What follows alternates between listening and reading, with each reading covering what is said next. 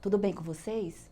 Eu sou a professora Isabel e hoje eu estou aqui com vocês no 7º ano para mais um assunto de língua portuguesa. Hoje nós vamos estar vendo leitura e compreensão de texto, desvendando histórias e quadrinhos.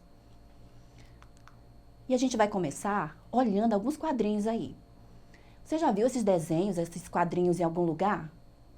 Observem cada um deles.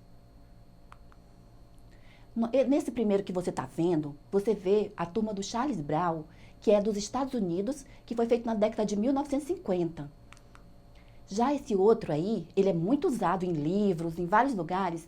Temos a turma da Mafalda, vem da Argentina, na década de 1960. Em seguida, nós temos agora a turma do Menino Maluquinho, do Brasil, e foi feito na década de 1980, bem recente. E aí nós temos aí a turma da Mônica, né, que é do Brasil também, que veio na década de 1960. Então, as histórias em quadrinhos, nós vamos estar conhecendo hoje esse tema, e vocês vão, não esqueçam de anotar, de tentar aprender o máximo esse assunto para você saber fazer uma história em quadrinhos.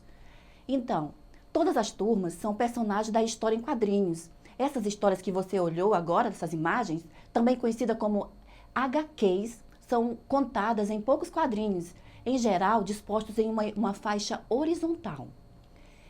Essas HQs, que são as histórias em quadrinhos, fascinam leitores há muitas gerações, mas essas histórias não nasceram do jeito como as conhecemos hoje. As primeiras HQs, por exemplo, contavam a história de uma só vez, em um único quadro. E aí, vamos agora para a leitura de quadrinhos. E eu gostaria de saber, você tem algum amigo, um melhor amigo que você gosta muito? Temos a pergunta aí, né? Se você tem um melhor amigo ou melhor amiga, de que maneira você descreveria o seu melhor amigo? E como será que ele te descreveria? Nós temos aí uma história em quadrinhos, Como Vejo Você. E aí, alguém está descrevendo a sua amiguinha. Então, veja bem. Primeiro você viu que foi perguntado se você tem um melhor amigo, o que você falaria sobre ele, como você acha que o seu melhor amigo te vê. E aí, a personagem Mônica está descrevendo a Magali.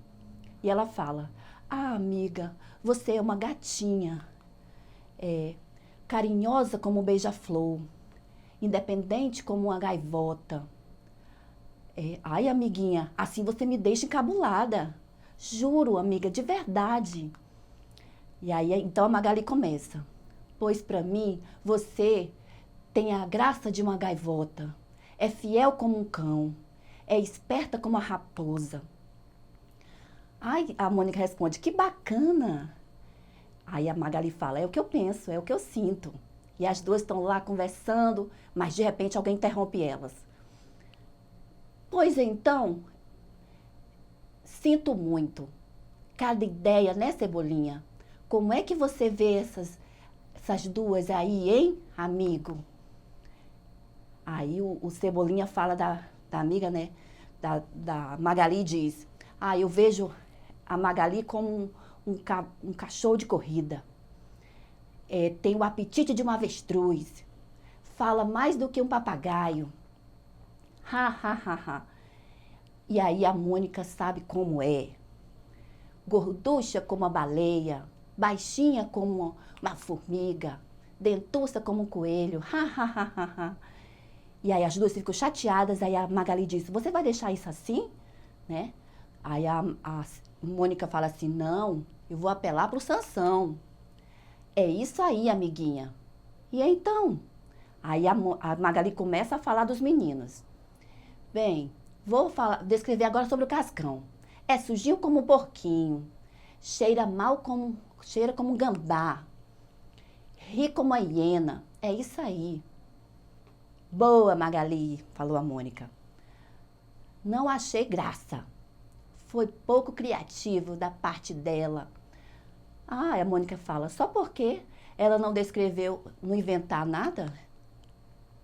E o Cebolinha, então, sempre tão criativo, bolando seus planos infalíveis.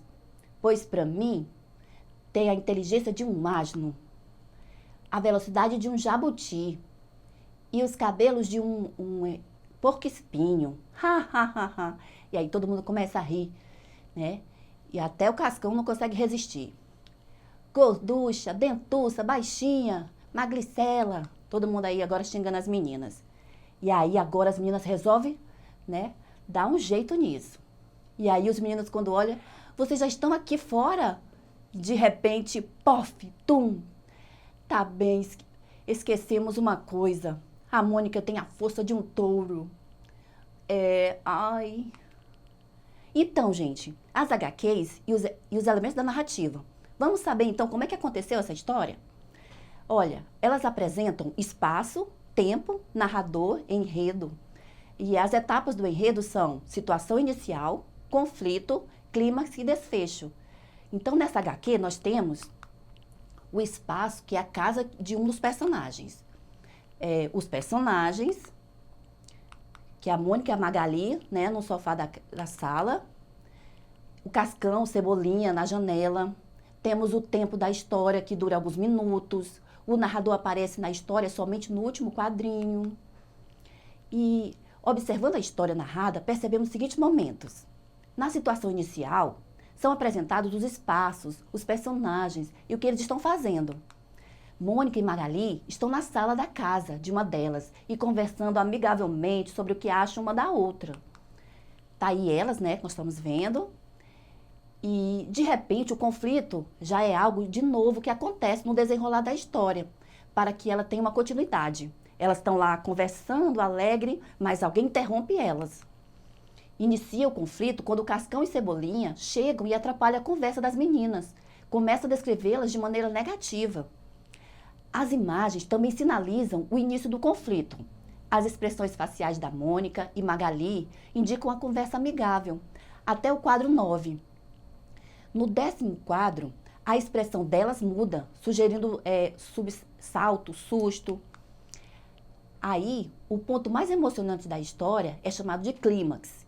Tem início no quadrinho em que Cebolinha e o Cascão xingam a Mônica e Magali, após as meninas também os compararem com animais. Se estende até o quadrinho em que eles apanham da Mônica.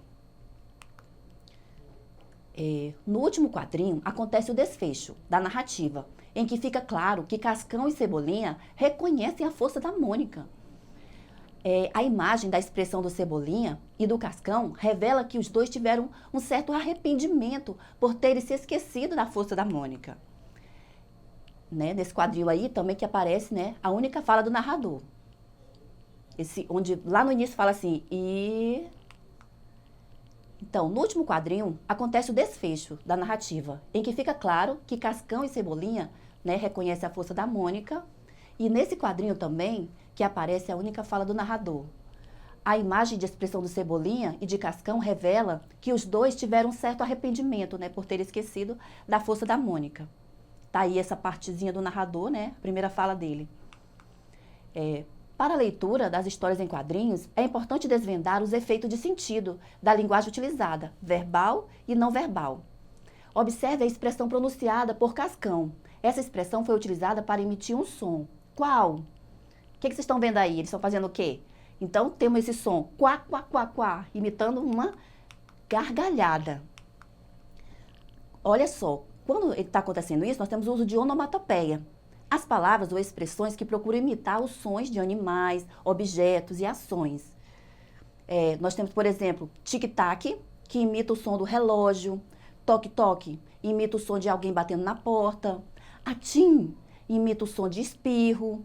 Au, né? Imita o latido de cães.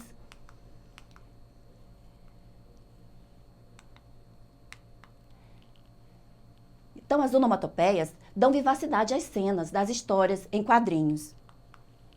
Agora nós vamos ver os efeitos de sentido, desvendando a linguagem dos HQs. Observe o quadrinho, a Magali diz, né? Ela está ali se comunicando, né? Ai, amiguinha, você me deixa encabulada. O termo ai, dito por Magali, ajuda a expressar o sentimento de satisfação, orgulho por Mônica ter elogiado. Agora, veja o último quadrinho. Né? O Cascão aí está dizendo assim, ai. Então, nessa situação, Cascão caído no chão também fala a palavra ai. Porém, o sentimento que ele está sentindo não é de satisfação ou orgulho, né, que nem a Magali, mas sim de dó, de dor. Os efeitos de sentido ainda, né, que está falando aí, fala que a Magali e Cascão usaram a mesma palavra para exprimir sentimentos diferentes. O que isso significa? Que o sentido de algumas palavras nas HQs depende do contexto que é utilizada. A classe de palavras que servem para expressar sensações, sentimentos, apelos e emoções é chamado de interjeição. Como você viu, existem muitas interjeições nas histórias em quadrinhos. Quando as interjeições são formadas por um conjunto de palavras, dizemos que se trata de uma locução interjetiva. As interjeições são muito usadas em histórias em quadrinhos para indicar o estado de espírito dos personagens e dar uma maior dinamicidade ao texto. Ainda sobre os efeitos de sentido, né? Nós temos o sinal de pontuação, outros recursos que se juntam à linguagem das histórias em quadrinhos para conferir melhor entonação às falas dos personagens. Em toda a história, foram utilizados principalmente o sinal de pontuação, como vírgula, ponto de exclamação, ponto de interrogação e reticências. Perceberam que há um sinal de pontuação que não aparece na história? É o ponto final. Por que será que eles não usam o ponto final na história? Os quadrinistas optam por não utilizar o ponto final porque ele pode dar uma ideia de monotonia, de falta de emoção na história. Preferem utilizar exclamações, reticências e interrogação. Por quê? Nas exclamações, né, elas enfatizam as falas. Nas reticências, dão ideia de sequência no que se está dizendo. E na interrogação, para sinalizar qualquer tipo de pergunta. Vamos agora para o exercitando? Veja novamente as turmas mais famosas dos quadrinhos. Qual dessas turmas ganhou uma nova versão, né, em que as personagens se tornaram adolescentes? Qual será? Quem marcou, né? A Mônica? Está certo. Olha que bonitinho essa parte aí. Eles criaram uma nova história, né? Novas histórias em quadrinhos com eles adolescentes. Eles ficaram muito lindos. Agora vamos para a questão 2. Leia, tira e responda. Alguém pede socorro. Ah, socorro, um monstro. Isso é um trabalho para... E aí o Cebolinha se prepara para ajudar alguém. Mas de repente, quando ele chega lá no outro quadrinho... Ah, era você que estava pedindo ajuda, Baratinha? Então ele começa a se preocupar com a Baratinha em vez da Mônica. Então, o que é comentado aí? Na tira, Mônica vive uma inversão de papéis. Passa de mocinha a vilã. Como é que isso se dá? O que vocês acham? Mônica passa de mocinha a vilã porque no primeiro quadrinho o leitor fica sabendo que há uma mocinha em perigo, pois ela chama por socorro. Essa mocinha é a Mônica, mas no último quadrinho há uma troca de papéis. A Barata, que na nossa sociedade é considerada vilã nojenta por amedrontar as pessoas, se torna a vítima na perspectiva do Cebolinha. Agora, identifique as interjeições presentes na tira e indique que emoções elas expressam. Então, quais são as interjeições que você viu aí? Ah, né? E socorro. Elas expressam medo, pavor e susto. Bom, gente, agora vamos olhar aqui rapidamente um quadro para você imaginar como você faria uma história em quadrinhos, tá? Então, o quadro inicia com um texto montado, né? Esse texto ele vai ter a propaganda dele, que é chamado de, tipo o slogan, a moldura dele. Esse texto, né, vai ser composto de diálogo dos personagens, tá? Com textos verbais, né, das personagens.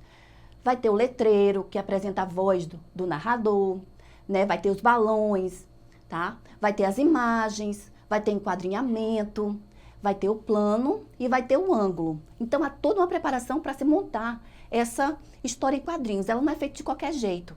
E nesse plano, tá, na hora que você vai organizar os personagens, pode ter um plano geral, que apresenta o cenário e os personagens. Pode ter um plano total, que é a personagem por inteiro. Pode ter um plano médio, que é a personagem da cintura para cima. E pode ter o primeiro plano, que é a personagem do ombro para cima. Tá? E o plano detalhe apresenta apenas algum detalhe de alguma coisa. E aí, né, nós temos aí os ângulos, que pode ser visto de cima para baixo, né, pode ser visto de várias maneiras. Eu fico por aqui E aí você vai ter mais atividades na plataforma do Eduque, tá? Procure lá que vai ter mais atividades para você treinar.